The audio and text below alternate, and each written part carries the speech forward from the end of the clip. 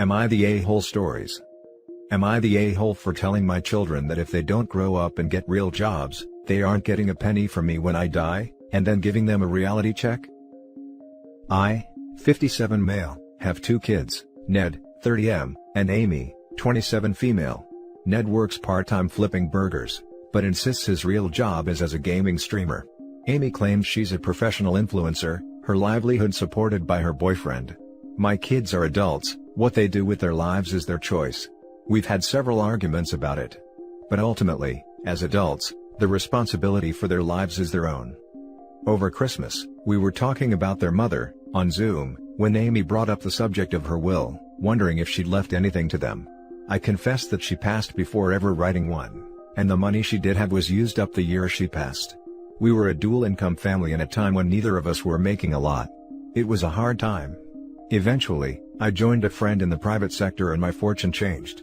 I'm not rich, but I'll never be uncomfortable again. Well, Ned then decided to lighten the mood by implying that I'll make up for it when I pass. I asked him what he meant, and the conversation went as followed. Me, what do you mean? Ned, well, you have a lot of money, right? It'll go to us. Me, and who told you that? Amy, what do you mean? Me, I've made it very clear that I don't approve of the way you both live. You both chose not to get an education or real jobs. You have no way of supporting yourself. I often buy them groceries. You refuse to help yourselves, so why would I enable your lifestyles by leaving you my savings when I die? You want my money, then grow up and get real jobs, but the bank of dad will be forever closed when dad is forever closed. What followed was a heated argument where both Ned and Amy accused me of being manipulative and unsupportive, so I got real with them. Me, you both refuse to grow up. Flipping burgers is an honorable job, but it's not going to keep a roof over your head. What if you have kids? What if you get fired? And Amy, what will you do if your boyfriend breaks up with you, because all you do is sit on your butt all day and take photos of yourself? You want to do that? Find a modeling agency. A real job. You both speak of chasing your dreams, but neither one of you are in any position to do that, because neither of you wants to take responsibility for yourselves right now. I've said it a million times. You're adults. What you do with your lives is your choice and your responsibility. Dreams take money, and neither of you have that. Grow up. Get a job. A real job. Then chase your dreams. I'm not going to leave a penny to either of you if your life plan is to get by until I die, then coast through the rest of your lives off the earnings of my hard work. Ned ended the call after a prolonged silence. Amy called me an a-hole then did the same. I haven't heard from either since, and neither will take my calls. So, am I the a-hole here? I think I might be because I was unnecessarily harsh on Christmas. Edit, some of the feedback coming at me is because I'm critical of their jobs. To be clear, a job is something that you make money from. Neither earn any money as a streamer or influencer. And I defend my opinion of flipping burgers. It's an honorable job, but not a career if you're doing it part-time like my son, thus making him ineligible for promotion. If he were working it full-time, I would be worried, but I know he's taking responsibility for his life. Edit 2, this conversation has come up a lot during the pandemic. My son was laid off, and my daughter isn't working, but both have been speaking a lot about their jobs as a streamer and influencer while bringing in no money to show for it. We've argued about it a lot, and it just came to a head when they brought up my will. Now for the top comments. Not the a-hole, it's your money, do as please. I have friends who stream and make a little money from it, but it's clearly only a side hustle. Getting big enough to support yourself on streaming or as influencer is incredibly unstable. What if you get banned from the platform? Streamer/YouTuber/influencer is extremely volatile market, and an audience you built over years can disappear overnight. At minimum, it's smart to have a reliable skill to fall back on. I confess, I know very little about how either industry works.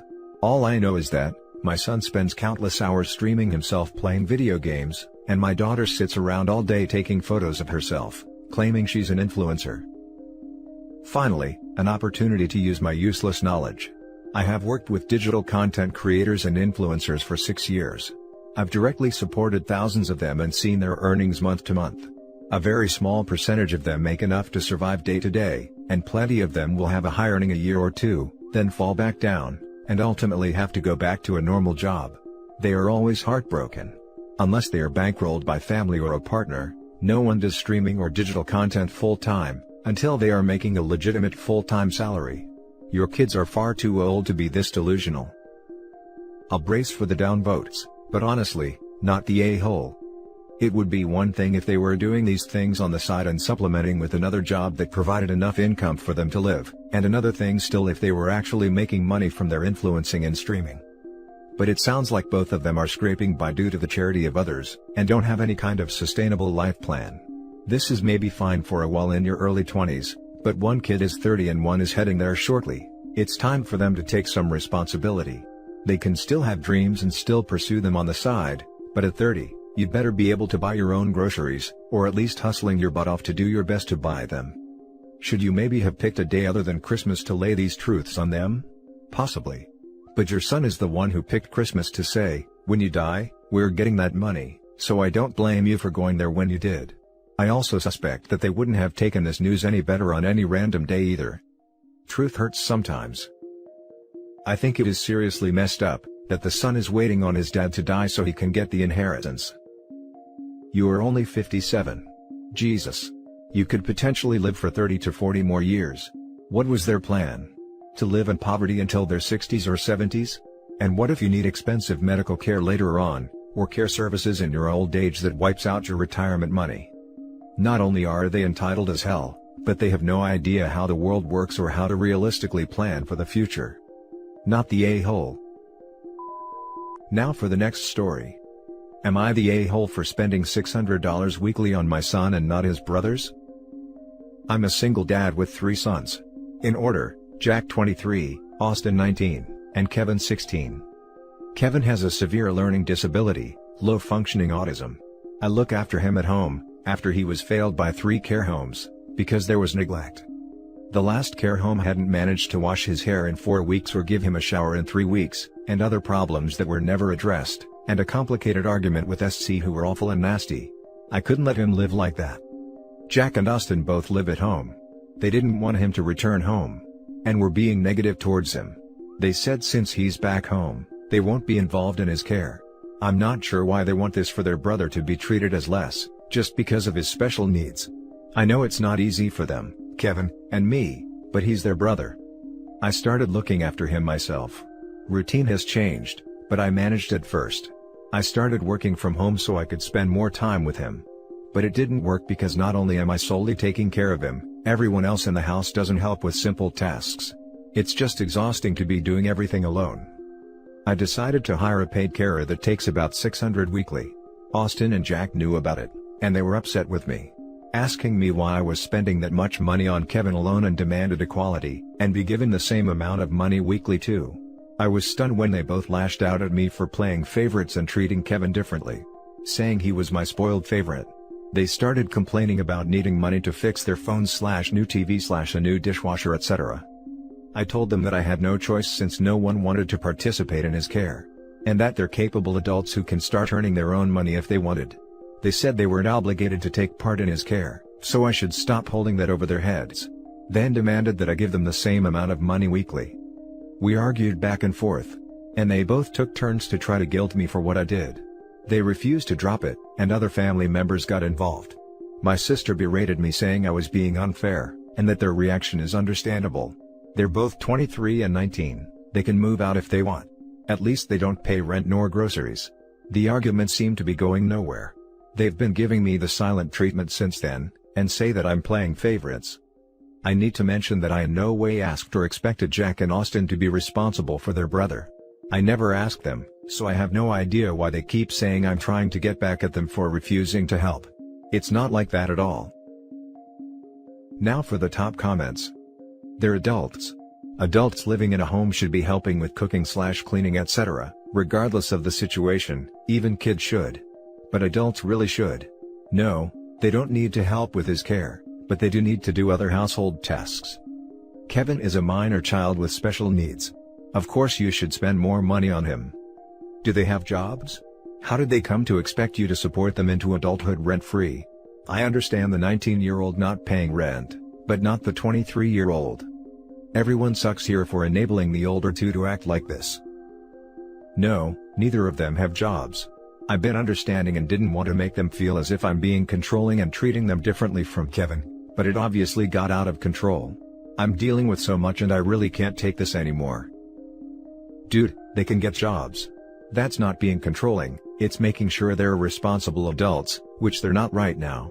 It's not like Kevin can even get a job, so they should be thankful they have that ability. I've already talked to them about this. Jack wants to get a job, but it's Austin who keeps demanding things from me, and being a Jack's ear about the difference in treatment. It's clear to me that Jack has been affected by what his brother tells him. Not the a-hole. You're under a lot of pressure here for many reasons, most of which are outside of your control. It's clear that your other sons see Kevin as a burden, wanting nothing to do with him, but also as a threat from the perspective of your time/money/attention. I suspect this goes back to their childhood where they always felt like his special needs meant that they got less than. I think family therapy is highly in order here. Your sons do not appear to have the emotional maturity to manage themselves properly in this situation, and the last thing you need is more stress. Hoping you are able to sit them down, have an open and productive chat with them, and get the ball moving on seeing someone that can help you navigate this. I've mentioned therapy for them, and Austin laughed saying there was nothing wrong with them to seek counseling, and that I'm the one being neglectful and playing favorites. The next story is titled, "Am I the a-hole for not buying presents for my brother's kids?" I'm a 36-year-old woman, and my brother, Carl, name changed, is 38 and had 3 kids, age 12, 9 and 7. I don't have kids nor do I want them. Carl and I have never been on good terms and I honestly cannot stand his brats. They're rude, entitled, and manipulative. The oldest one is known to bully other kids. The middle one is known for throwing things when she doesn't get her way, and the youngest one drowned a hamster. When the hamster was found dead in their bath, my brother and his wife actually laughed, and said something like, "Oh, he's just a kid." For this reason, those 3 kids are not allowed to come to my home. But I have a great relationship with my cousin's kids. My 3 cousins have 5 kids between them and I love spoiling them. This Christmas and New Year, I couldn't go visit them for obvious reasons. So I just send each of them presents that they would like. Every year, our entire family celebrates Christmas together at either my parents' or at my uncle's place. On those occasions, I give my brother's kids presents too. Admittedly, I don't spend too much money on their gifts. If each of my cousin's kids get 3 presents from me, my brother's kids get just 1 each. But this year, as I wasn't physically near them, I didn't bother to get them anything at all. My brother's wife got to know about the gifts I had sent my cousin's kids, and threw a hissy fit. She and my brother complained to my parents as if they themselves were a pair of little kids. My parents have told me I'm being cruel. I told them I can spend my money however I want. I'm not going to waste it on people I don't really like. My brother has been texting me, telling me I'm a terrible aunt. I just texted back some funny emojis. LOL. Tell me, am I the a-hole for not getting my brother's spawn something? Top comments. Not the a-hole. The fact that your sister-in-law threw a fit over something that was none of her business to begin with, isn't your fault or problem. They are grown adults, and if they want their children to have gifts, they can buy them. I'm assuming they are your parents' only grandchildren, so they are probably spoiled enough as it is. And did they buy you anything? Probably no. So why do they just expect you to buy the kids something? The kids probably didn't even notice or care. Entitlement at its finest. Yes, they are my parents' only grandkids. And no, my brother and Sil never give me any gifts, even though my cousins always reciprocate my generosity to their kids. Not the a-hole. In addition, maybe try to stay on good terms with the youngest one in case he shows up at your door with a knife in 10 years. I'll be calling the cops, LOL. Not the a-hole. First, it's your money.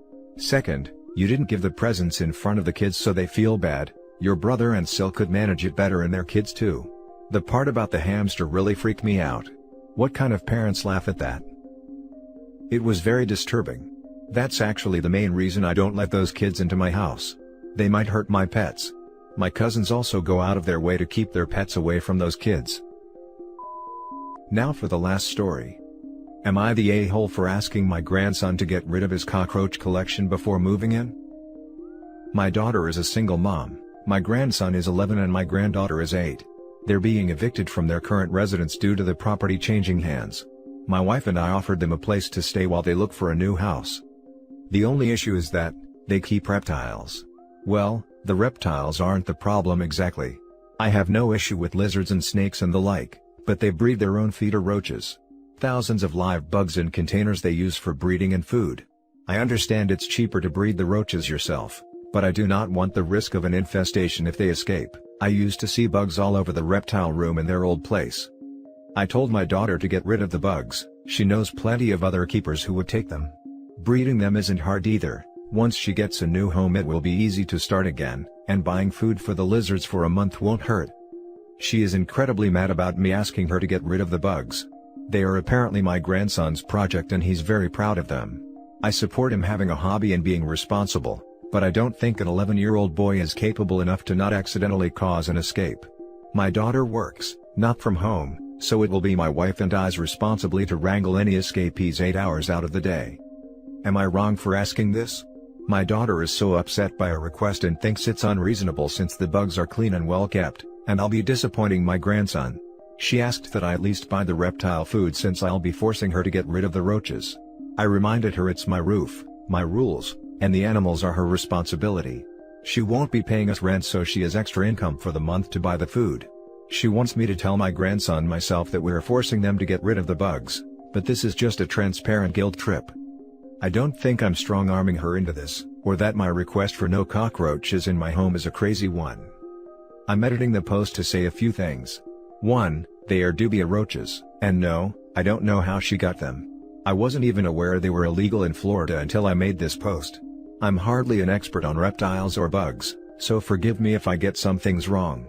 2. They have to leave their current housing situation because the new owner is changing the property. I don't know if evicted is the right word in this circumstance, but they were strongly suggested to leave and didn't get proper notice. No, this isn't legal, but we can't do much about it. Now for the comments. Not the a-hole. First off, you are incredibly generous for allowing your daughter to come live with you rent-free, with her small children, and a friggin' reptile zoo. Personally, I feel like even that much would drive me to resentment. But if the line for you is only the roaches, well, so much the better. That's an easy solve. And it's not like these are animals your grandson was attached to, he literally was planning to put them to death. If they're so inflexible that they can't grant you this one compromise, well, they're welcome to find another snake and lizard-friendly rent-free place to live. I'm sure that will be a very easy ask. Not the a-hole. I keep reptiles too, and yeah, there will always be some escaped bugs around. To be fair, unless your home is dirty, as in food crumbles all over, there won't be an infestation. However, I understand some people don't like having certain bugs in their house at all. My mother hates reptiles and bugs, so she doesn't want me to bring them over when I visit. I think they should remember they are moving in someone else's house, and they can start again when they get back. I know it's a kid project and all, but I also think it's a good time to learn other people's boundaries as well. Not the a-hole. This is not an unreasonable request at all. But, OP, I want to be very real with you here. If you have seen roaches outside cages in their apartment before, then they are bringing roaches with them, even if they offload all of the caged ones. This is really a guarantee, unfortunately. Before they move in, I highly encourage you to talk to a pest control expert about what you need to do before, during, and after their stay to prevent an infestation at your place. Note, however, that I'm not saying you should yield on your demand about the caged roaches just because they will definitely bring some. There's a big difference between dormant eggs they can't do anything about and an active infestation bomb just waiting to go off. Also, I'm shocked your daughter's landlord ever allowed this. There wasn't an infestation at her old home. The reptile room where they were kept had some in the corners and closet, never a lot by any means, and rarely in other parts of the house. It wasn't a dump and I didn't mean it to come off like that. She's a tidy person, but I was pointing out if some roaches escaped there, they will at my home too. And that's it for this video guys. If you have thoughts to share, leave a comment below. Don't forget to hit like and subscribe if you like this content. I'll catch you in the next one. Good day everyone.